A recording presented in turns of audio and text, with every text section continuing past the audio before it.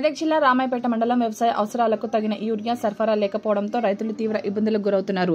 మెదక్ జిల్లాలోని చేగుంట, నార్సింగ్, రామాయపేట, నిజాంపేట్ మండలాల పరిధిలోని రైతులు ప్రాథమిక వ్యవసాయ సహకార కేంద్రాలు, మన గ్రోమర్ కేంద్రాల వద్ద యూరియా కోసం లైన్లో ఎదురు చూడాల్సిన పరిస్థితి నెలకొంది. యూరియా లేక పంట ఎదుగుదలలో ఇబ్బందులు ఎదుర్కొంటున్నామని ఇప్పటికైనా అధికారులు స్పందించి యూరియా పంపిణీ చేయాలని రైతులను వేడుకుంటున్నారు.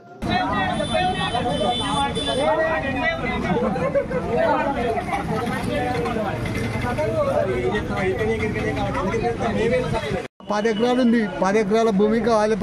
మన సంచులు 10 రోజులు 20 సంచులు కావాలి.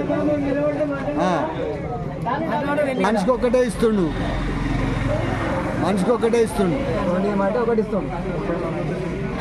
మేము అందరం పోలే కదా.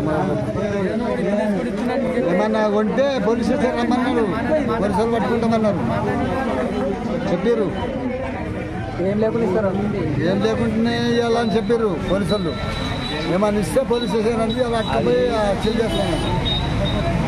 విజ్ఞప్తి ఏంటంటే సార్, మేము రైతులకు నాట్లేసులు ఏమో కానీ యూరియా లేక చాలా ఇబ్బంది అవుతుంది. గత వారం రోజుల నుంచి యూరియాగా తిరుగుతున్నా.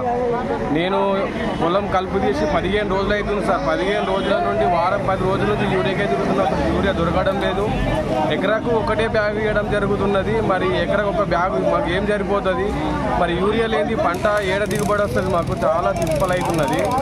మరి వాళ్ళు అధికారులు మన రాజనారాయణ సార్ వాళ్ళ దగ్గరికి పోతే మీరు నానో యూరియా వాడండి అని అంటారు వాళ్ళు. మరి నానో యూరియా వాడితే మాకు దాంతో చాలా బాధాకరం ఉన్నది.